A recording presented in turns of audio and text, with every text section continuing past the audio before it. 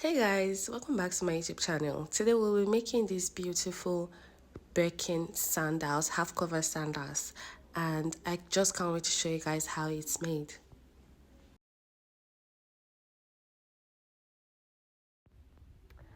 So first of all, we're going to start by taping the last, and we know that the Birkin sole has a very unique shape, and I don't have the last that will go exactly like the Birkin, so I had to modify my last, cover up some places, add marco on some places, just file it down, make it nice and flush on the last so that it seems like the last. It's just to give it the illusion. So now that I place it, you see that everywhere is covered. If I had not modified it, there would have been spaces and everything. And since I'm making a half cover, I really needed to modify my last so that it's exactly like the sole. So first thing that we're going to do is that we are going to tape the last, and we basically did this. And then the next thing is that we're going to look for the center line. And how do we do this?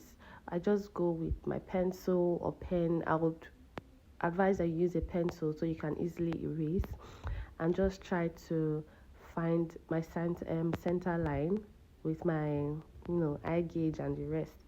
So I'm just looking for the center line, and I went ahead to draw a line in the middle of a tape. That is what I'm applying right now. Try to merge it with the line that I had sketched previously on the last. So this is basically how you just find the center line. If we were making a complete shoe, we would have done the center line, which is what we are doing now, and the back line. But since it's just half cover, you see I even tape half of the last. If it was a complete shoe, we would have been taping everywhere, the whole last. But because it's a half cover, that is why I'm taping just the last.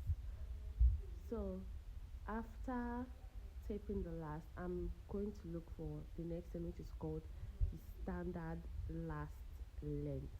Now this standard last length is basically just, you see what I did, I just measured one side of the last from the back straight to the front, right? So, and on this last, it gave me 30 centimeters. We'll be using centimeters when we are measuring, okay? So the standard last length gave me 30 centimeters in this last.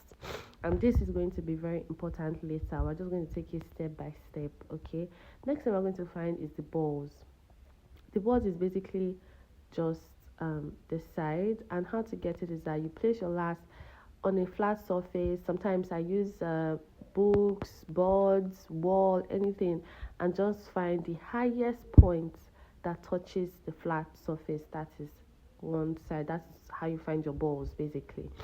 And you do it on one side, you do it on the other side. You find the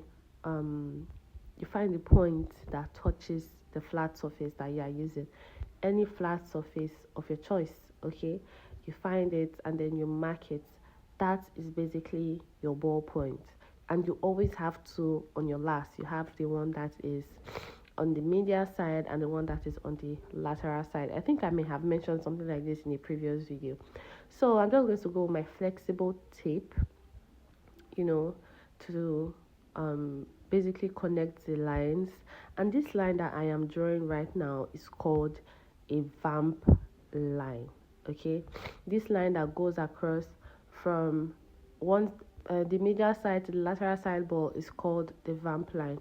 And then the point where the vamp line touches the center line is called a vamp point, which is that point that I pointed to earlier. And now I'm just measuring one side, which is the lateral side. I'm measuring it, and on this last, it came up to 8.5, and this 8.5, I'm going to divide it by 2 basically. Okay, so after dividing, it got me 4.25, and I'm just going to measure 4.25 away from the vamp point. So I'm measuring 4.25 away from the vamp point size. I'm not starting from the back side, I'm starting from the middle basically.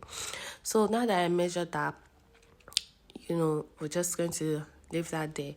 And assuming, like I said, assuming that I had made the back line, you know, this thing I'm measuring, I would have measured it on the back line.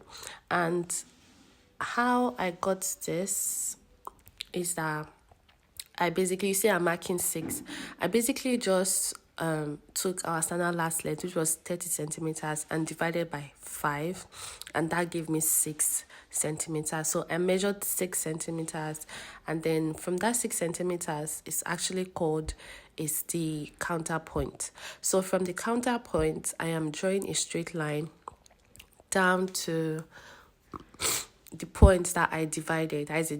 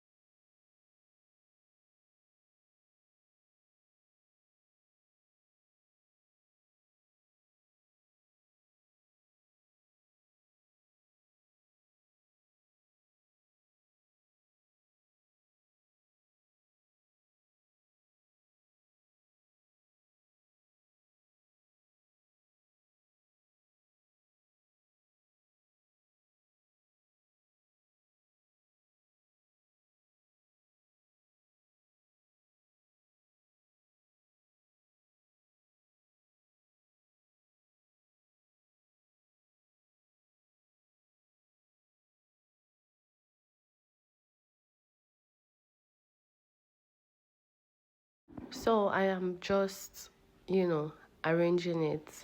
Basically, this is like the whole basic of it because we don't have so much design on it, and this is basically how it's going to go, you know. So, yes, this is our basic half cover, right? And next thing, because this half cover that we're making, it actually has a belt that goes through it. So that is what I'm marking. I'm just marking 1 centimeter from the tongue, which is the top, and then of course the length of the belt depends on the buckle that you are using. I cannot stress this enough. I think I say it almost every time I make a video that requires that I'm going to use a buckle. So your belt should always be the same size as your buckle. And I basically just measured mine. Whatever thing yours came up to, however you measured it, you can just go ahead to continue with it, which is what I'm doing now. So I measured I think mine was about 2.3 centimeters thereabouts, and then I'm just marking it because that is going to be the wideness of the belt that I want to do.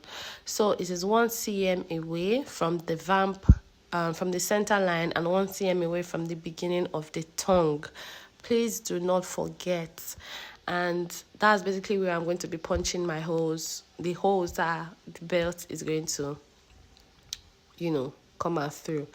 And another thing is that I want the belt to be curved. I don't really want it to be straight or something, you see, because I really want it to really, really, really, really be curved. I'm just drawing this outline so you guys can actually see what the belt is going to look like. I'm not going to shade it so much. I just want you to see what I mean by the belt, that is going to pass through. So this is basically it.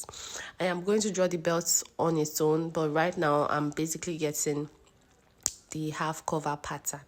And yes, it is done. I know it's biro and there's just so many marks, so many lines, but I hope you understand it. Maybe I'll make a better video explaining everything step by step. Now I'm going to cut it out. Cutting it out, I am starting from the center line, you understand?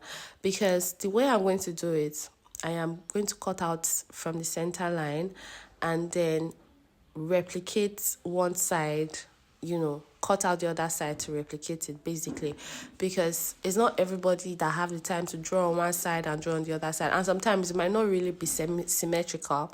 So I just really like to work on one side and then replicate on the other, basically. So now I'm cutting it out from the center line. Also, I'm also going to cut out these excesses, and this part I'm cutting along is actually called the feather edge. So I'm just removing the excesses at the bottom. We do not need that. So after removing the excesses at the bottom, I am carefully, because this thing is tape. It's basically just tape that is linked together, and I am carefully just removing the side I drew on, and I am going to place it on a piece of paper. So yes, successfully removed it, one side, and this is it. It's actually a paper that is folded into two, so that when I'm cutting on one side, it is replicated on the other side. That is the whole point of folding a paper into two. This thing I'm doing now is basically just springing the vamp, because it's curved, it's actually not straight. When you do yours, you know that when you cut a center line, it is never straight. So I have to spring the vamp so that it is straight on the paper exactly. Okay, and I think I really need to make a video on making a shoe pattern. It has been long overdue. I really need to make that. And if you guys are really interested in that, I want to see that, please just leave a comment for me in the comment section, and trust me, I will go ahead to make that right away. So I'm basically just arranging it, trimming off some excesses, making some more cuts, just because I do not want it to be wrinkled in any part, So there will be wrinkles, but I need you to just try your best. Just try your best for the wrinkles not to be much. Okay, try your best to make it lay out very flat on your piece of paper or whatever thing that you are going to be using. So yeah, taking my time to flatten it out. It is very important, okay? Very important that you flatten it out properly.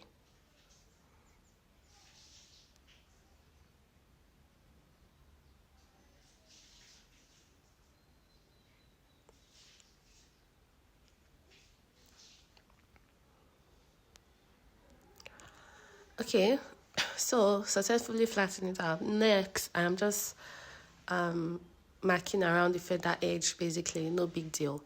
And now I'm going to add 1.5 inches for allowance. And here is why. Because the baking soda we are using, you know that some parts are high, some parts are low, so that is why it's actually 1.5.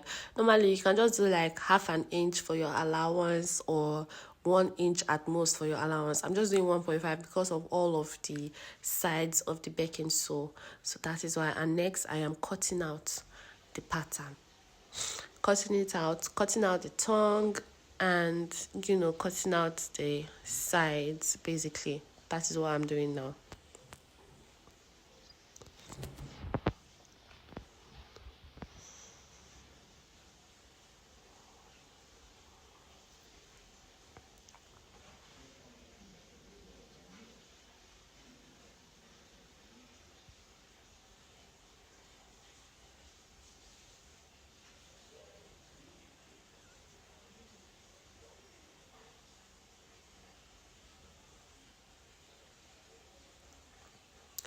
Okay, so now that that is done, I'm also going to add at the top because there was not enough space.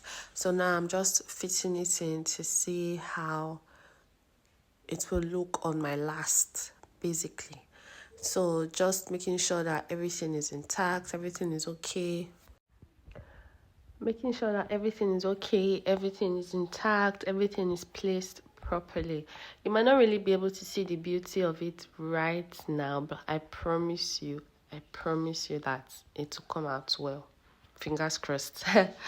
So yes, I'm going to add at the top, which is the mark I was making there just now, and marking out my pattern.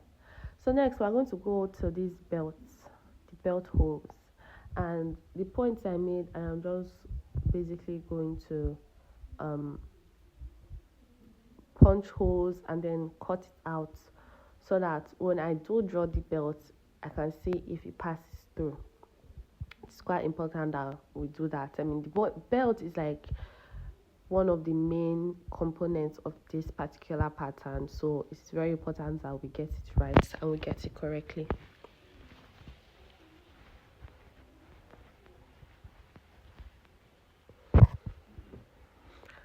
Okay, next I am going to make the belt.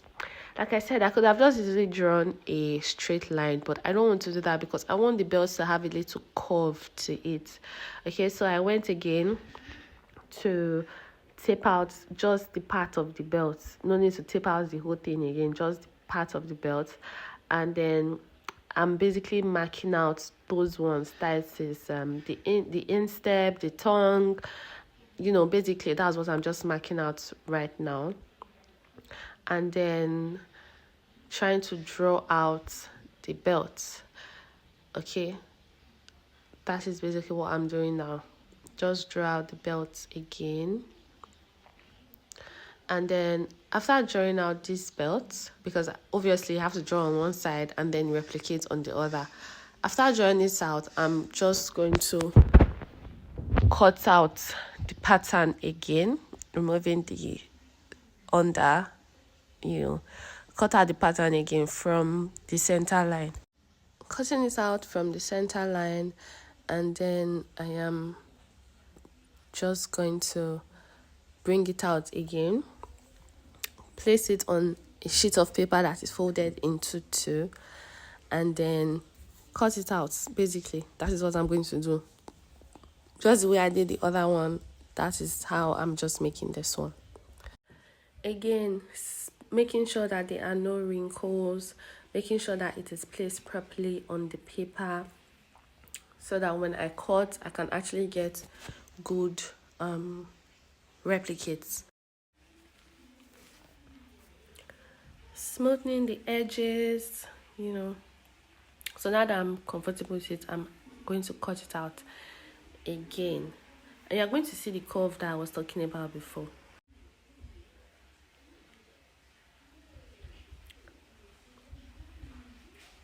You're going to see the curve, just cutting it out. As you can see, you see that it has that curve. I'm going to show you. See, it has that little curve I was talking about, because I really don't want it to be very straight. Okay, I'm just, all these ones I'm doing now is just gyra, it's just a little bit of touching, you know, because I want the other edge to be round, which is the edge that's going to be on the other side. And this is basically how the belt is going to sit. So let's face it through our hole, the belt hole that we made, to know if it is okay.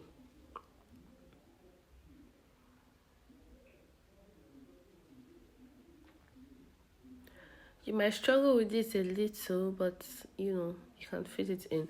And I'm just going to also put the pattern to see how it is, placed basically. So we go again. When you're testing out your pattern, make sure your sew is underneath your last, so that you can actually tell if you need to add, if you have too much excesses, you know, so that you will not go and be surprised later on. So yeah, here we are, you know. Okay, so basically everything is okay. Next, wait for part 2.